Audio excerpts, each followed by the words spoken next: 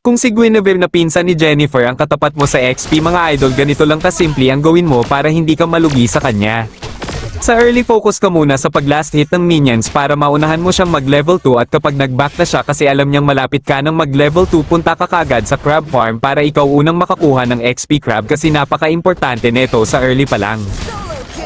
Ang pinaka-tips ko talaga sa inyo mga idol, pag si Guinevere ang katapat nyo tas yun yung gamit mo, palagi mong iwasan yung second skill niya at kung maaari talaga madalt mo eto para hindi ka tamaan kasi pag nataman ka ng kanyang second skill ay wala ka na talagang kawala.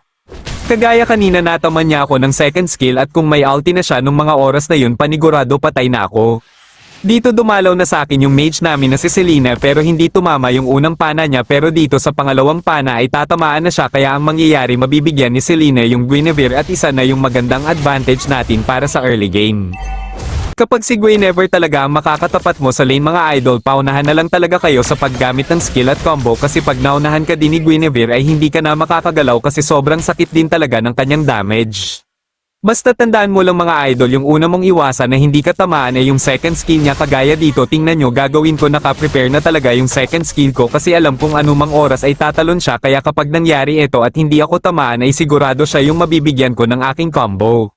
At kapag may malapit na class sa iyong lane dapat nakahanda ka ng Ram Espo agad at dapat nakatingin ka talaga sa minimap para aware ka sa mga nangyayari sa paligid mo. Sakto nabigyan ko yung Guinevere nila at akala ko nga mabibigyan ko din yung Chlorine nila pero sa di inaasahan biglang nag-level 4 siya kaya nakapag-heal pa at bumalik yung buhay. Ang maling ginawa ko lang dito ay naging greedy ako at pinasok ko pa rin siya kaya ako patuloy namatay. Sa part na to alam kong yung Guinevere nila ay nakaabang lang sa mga damo kaya nakahanda na talaga yung second skill ko para maiwasan ko yung kanyang talon at kapag nangyari yung mga idol siya yung mabibigyan ko kagaya nito. Hindi ko nga agad siya na burst kasi kulang pa yung damage natin tapos nakapag-flicker out pa siya pero hindi pa rin siya makakatakas sa akin pagkatapos ng domain ko. Yun lang talaga ang palagi niyong tandaan ang iwasan mong tamaan ng talon niya at kapag meron ka ng ulti tapos may petrify ka pa mas mabuting unahan mo siya mag-combo at dapat medyo mabilis yung gagawin nyo para hindi na siya makapag-react pa. Kagaya na lang dito mga idol, inunahan ko na siyang combohan at ginamit ko na lahat ng skill ko at bilis ng kamay para hindi na siya makapag-react pa. Ugaliin nyo din kabisaduhin yung spell ng katapat nyo kung anong gamit niya kagaya kay Guinevere na naka-flicker dapat marunong ka ding mag-estimate kung bago pa lang niya nagamit yung flicker o hindi pa nagamit bago ka kumombo para hindi na siya makatakas pa. May iba kasi akong nakikitang player na hindi na nila tinitignan kung anong spell gamit ng katapat nila kaya minsan imbes sila yung nakaunang kumombo ay na-outplayed pa sila ng kalaban.